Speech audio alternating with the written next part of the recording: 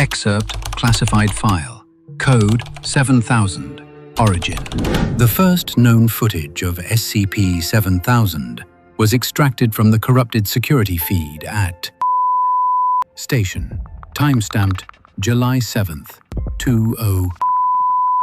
The recording lasts precisely 11 minutes, but the imagery stutters and tears violently, suggesting tampering by an unseen force or corruptive influence. Fluorescent lights flicker in rapid bursts before failing entirely. In the darkness, a single piercing scream echoes.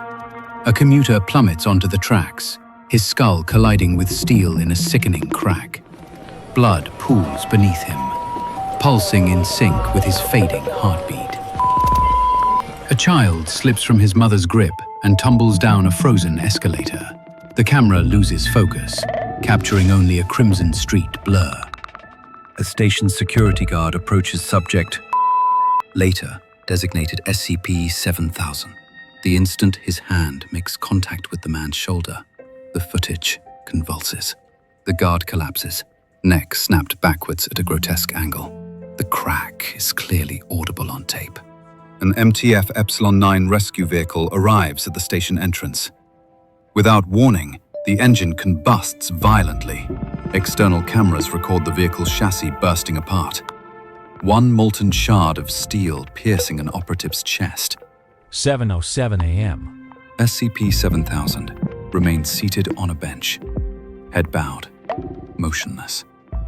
Around him, dozens of panicked passengers pound on the glass station doors, trampling each other in blind hysteria. No abnormal biological activity is recorded from SCP-7000. He does not act. He does not move. He merely exists, and disaster unravels in waves. Internal note. The subject does not cause chaos. He simply draws it in. Misfortune spreads, automated, inevitable, escalating without limit.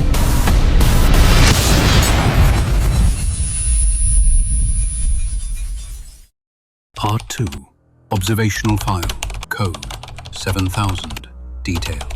SCP-7000 appears to be a biologically normal adult male, approximately 1.76 meters in height, weighing between 68 and 72 kilograms depending on the examination. Medical scans reveal no pathological abnormalities. DNA is unremarkable. Neural activity falls within expected norms, and cardiac function is stable. Yet his mere presence generates an absolute contagion of misfortune. Anomalous field behavior. When SCP-7000 enters a radius of approximately 10 to 20 meters, the probability of fatal or catastrophic events increases exponentially. Reinforced glass fractures spontaneously. Electrical systems short-circuit despite prior clearance. Escalators malfunction, pinning victims until bones fracture. Healthy individuals experience sudden cardiac arrest, as though probability itself collapses towards the worst possible outcome. Camera footage. Test Chamber 7000 Alpha. Date: July 12th, 2000. Time: 09:32 a.m. Procedure: D-Class Subject D-1447 is instructed to approach SCP-7000 inside a sealed observation chamber. Distance: 5 meters. 09:33. Ceiling light fixture explodes. A glass shard penetrates D-1447's left eye socket. 9:34. Medical team responds. As the stretcher rolls in, a wheel detaches inexplicably. The patient is thrown to the floor, neck broken on impact. SCP-7000 remains seated, motionless, silent. Documented anomalous properties. Absolute misfortune. Random events near SCP-7000 invariably resolve in the worst possible way. Propagation. The range of effect is inconsistent and expanding. One recorded incident on a highway resulted in a 17-car pileup and 43 fatalities, despite SCP-7000 merely standing nearby.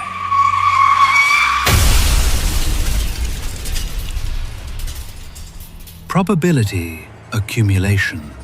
The longer exposure continues, the more extreme the misfortune becomes, progressing from minor injuries to large-scale disasters, e.g. explosions, structural failure, mass casualty events. Audio log, microphone 7000/beta. Date, July 18th, 2000. Time, 14:07. Boots of MTF operatives echo through the containment corridor. Male voice. Nothing unusual, he's just sitting there. 14:08. Metal groans overhead. A steel beam collapses, impaling one operative through the abdomen. His screen continues for 11 seconds before abruptly cutting off. SCP-7000 remains expressionless. Behavioral notes. SCP-7000 shows no signs of malicious intent. On the contrary, he often begs for isolation, repeating phrases such as, "I don't want this, but it keeps happening. Don't let me near anyone, please." Researchers have hypothesized that SCP-7000's emotional state may exacerbate the anomaly. Evidence suggests he is not merely a carrier of this effect, but also a victim, endlessly punished by its presence. Part 3. Containment Incidents. SCP-7000. Incident Log. Site. July 19th, 2000. 0800. SCP-7000 placed in a standard Euclid Class reinforced chamber, 20 cm steel plating, 24/7 surveillance. Initial containment status, stable. July 19th, 2000, 0915. One surveillance feed abruptly cuts. Inspection reveals circuits melted, scorched as if by a high-voltage surge. Minutes later, a second feed flickers. SCP-7000 is seen staring into the lens, eyes wide. Simultaneous camera angles confirm he remains seated and motionless. July 20th, 2000, 11:42.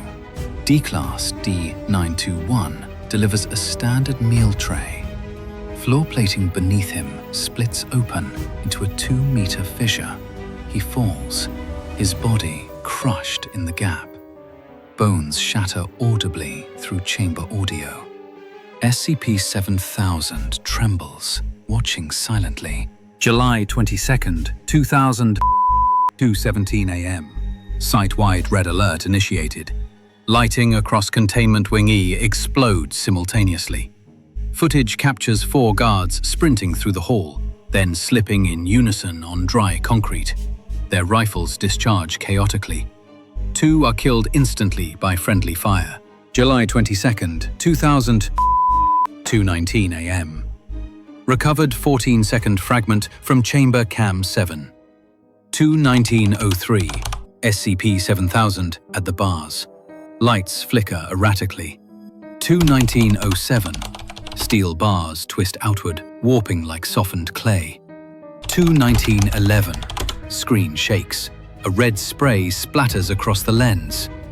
2:19:14. Feed cuts. The chamber is empty. July 22nd, 2000, 0500 a.m.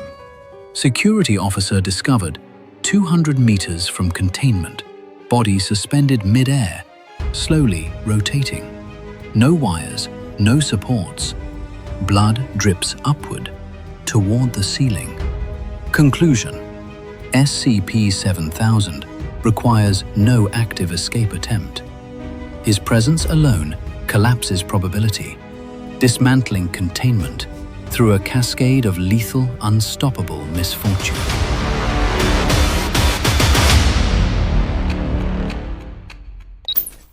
Part 4. Unverified material. File 7000/last log MP4. Source: unknown. Uploaded to site secure servers at 0407 AM, July 23rd, 20 hours after Incident E. Footage is unstable, low angle. Operator, likely a guard, crawls across the floor, breathing ragged. Sirens blare. Red strobes flicker. Body parts litter the hallway. A severed hand twitches. A decapitated head rolls. Eyes frozen open. Guard whispers, trembling. "It's only me now. They're all dead. He doesn't do anything. He just stands there, and the world falls apart." Camera pans shakily down the corridor. At the far end, SCP-7000 stands, motionless. Every bulb behind him bursts simultaneously, plunging the corridor into darkness. Screech of metal carving into walls. Frame convulses. Shadow blur appears. SCP-7000 is now directly behind the cameraman, having moved 30 meters instantly. The operator screams and scrambles. Lens sweeps across a researcher hanging upside down, blood flowing upward. Overlapping whispers flood the audio. "Loser. Failure. No escape." Camera drops, spinning. Frame halts on SCP-7000's face. Distorted, eyes milky white, mouth agape. Corridor walls buckle inward, warping like crushed metal. A deafening blast. Frame collapses. Screams dissolve into static. A harsh electronic hiss lingers. Then, silence. File ends. Addendum. No survivors remain to authenticate the footage. However, beginning at the exact moment of the upload, global accident rates spike. Within 77 minutes, the following occur. Multiple commercial airliners crash. 2 major suspension bridges collapse. 3 industrial facilities experience catastrophic explosions. Unresolved question: was SCP-7000 ever truly contained? Or has his anomaly already escaped physical bounds and begun rewriting probability on a global scale?